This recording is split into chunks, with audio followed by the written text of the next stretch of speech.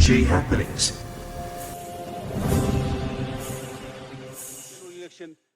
Papua New Guinea, the pressure is rising. In Part 2 of the PNGDF recruitment controversy, top leaders are now speaking out.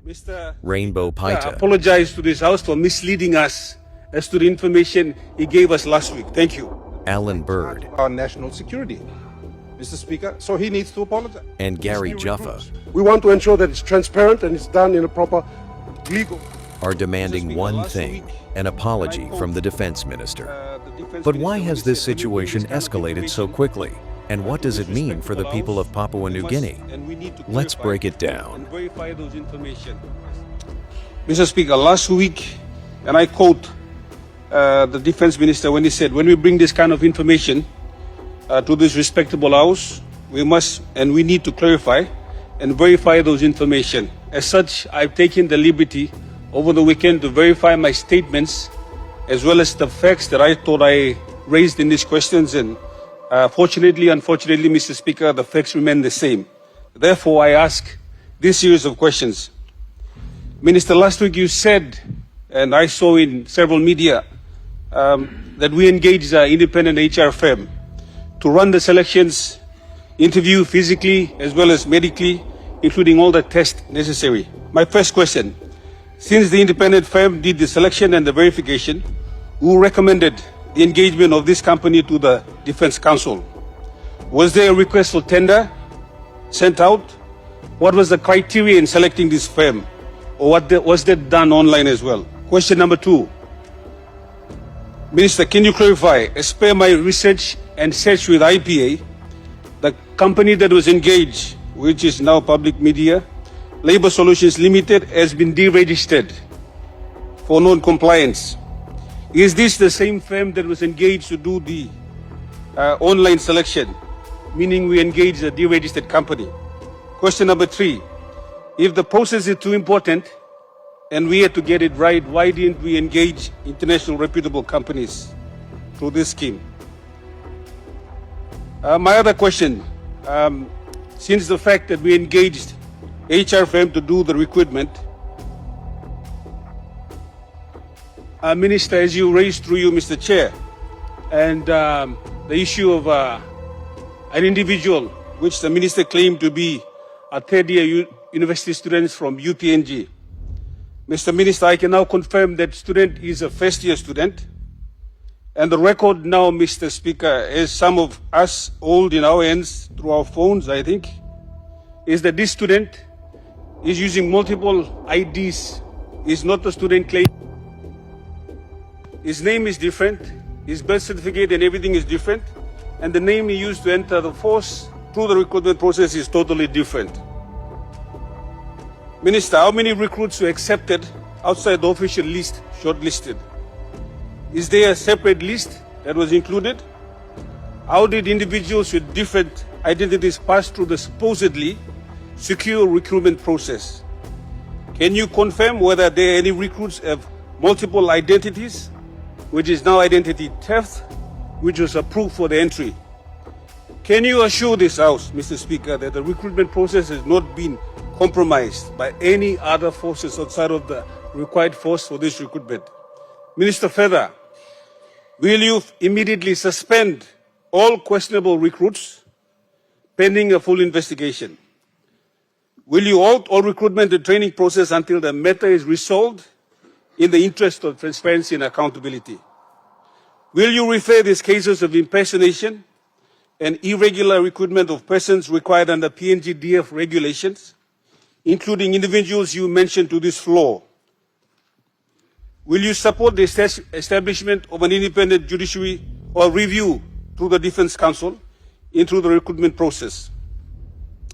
Mr. Speaker, having gone through the list of the recruits that we accepted, which we will train and deploy as defense individuals in this country, from the short list there appears to be a misalignment or discrepancies between short list and the accepted list.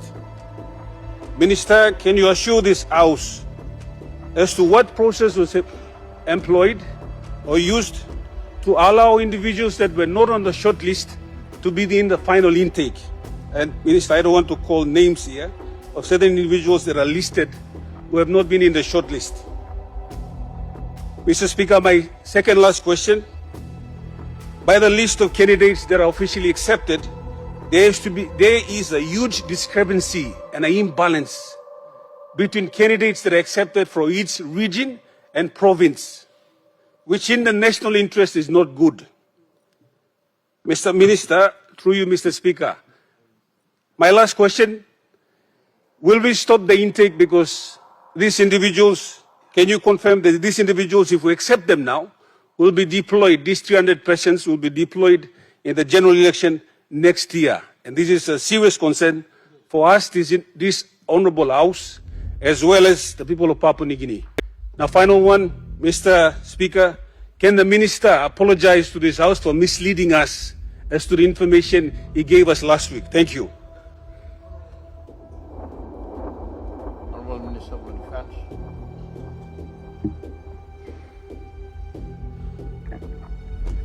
Thank you, Mr. Speaker. I'd like to thank the good Governor for Bribery once again for asking these follow-up questions. Also, thank you for writing to my office those questions, and I would also like for him to add a long series of questions that he has asked today, together with those, so that I can do a parliamentary statement with regards to all these issues.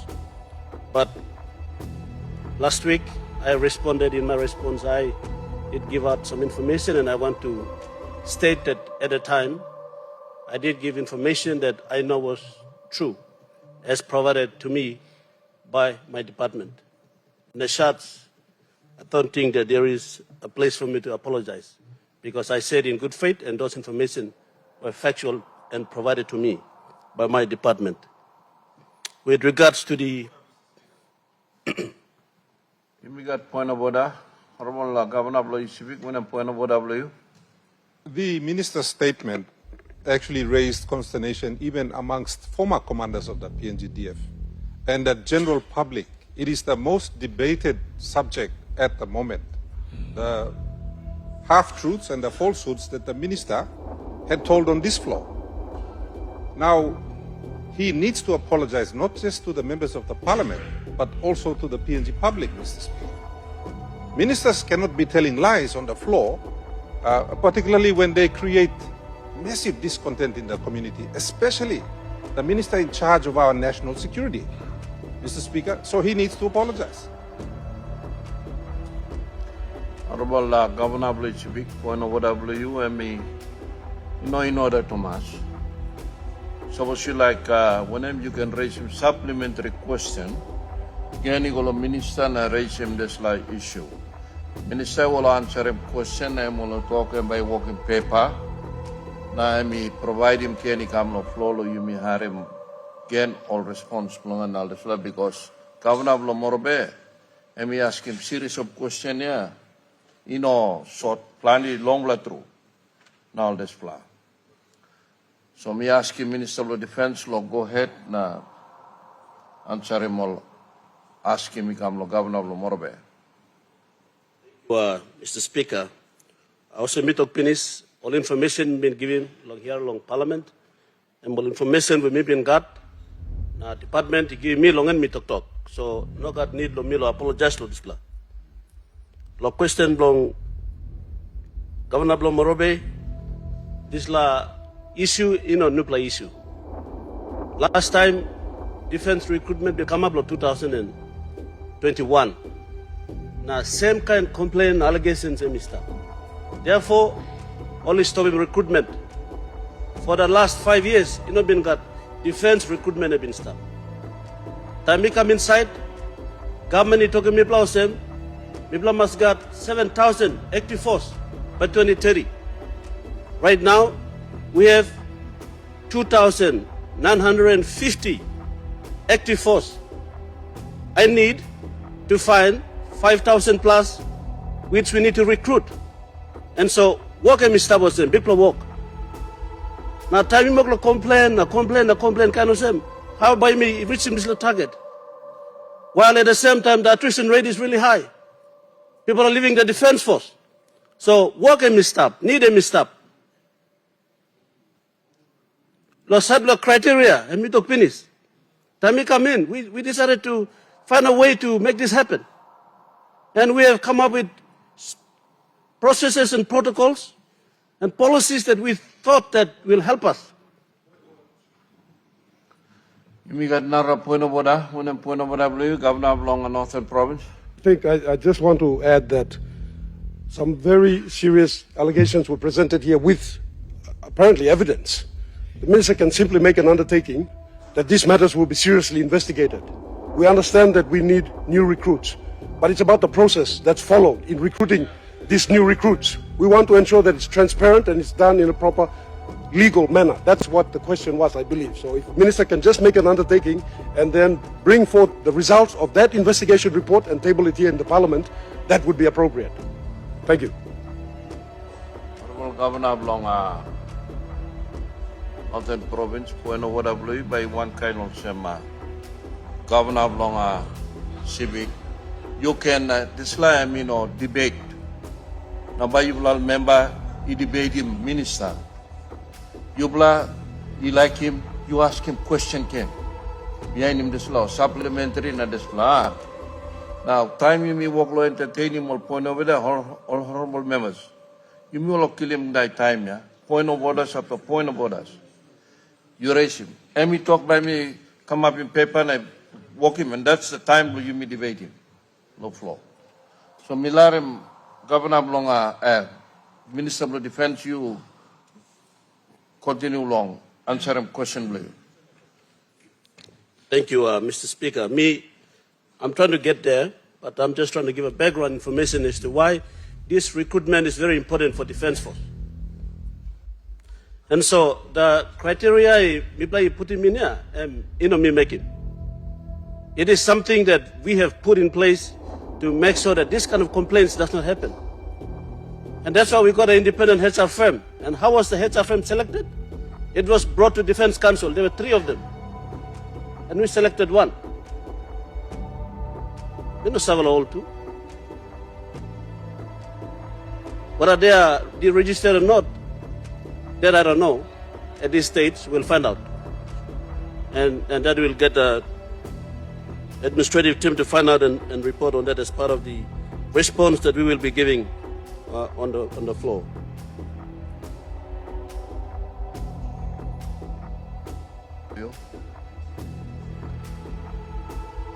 The chairman of the Defense Council, he should know.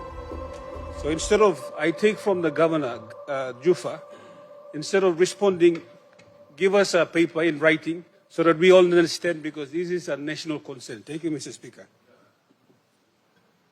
Honorable Governor, point of order, you're right, Lord. Honorable Minister, I think it was a series of questions. Governor, you ask him, and plan long blood too much, so good long you can answer him in writing, bring him come. Now all members all can look him, harim, you make and sawe. Mr. Speaker, what I was trying to say was that I don't have that information right now. So as part of the response that I'll be giving with this question and a series of questions that he asked last week, I'll put that together and respond. But I'd like to assure the House and our country that an investigation has been ordered. If there are people who have been through Golden River Training Depot by shortcuts, we will not entertain them, Mr. Speaker. We have strict protocols that we have put in place to make sure that only those people who qualify and who meet that criteria end up in Golden River Training Depot. If someone has made any shortcuts, those people will be removed. And as part of that, I have instructed that an investigation be done, and the result of that investigation will also be tabled. That also includes the regional balance and the provincial balance in the current recruitment, as well as we want to look at all the defense 3,000 plus active force that are there. We want to know where they come from.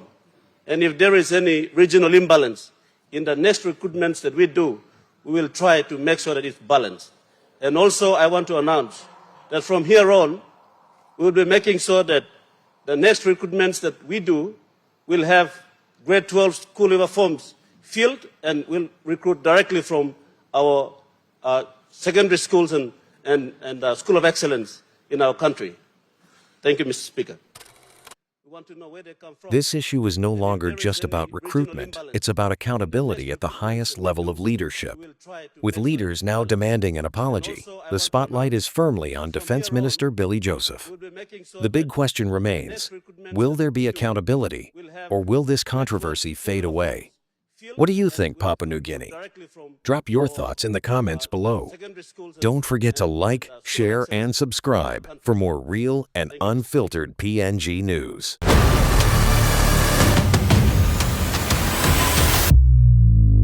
PNG Happenings.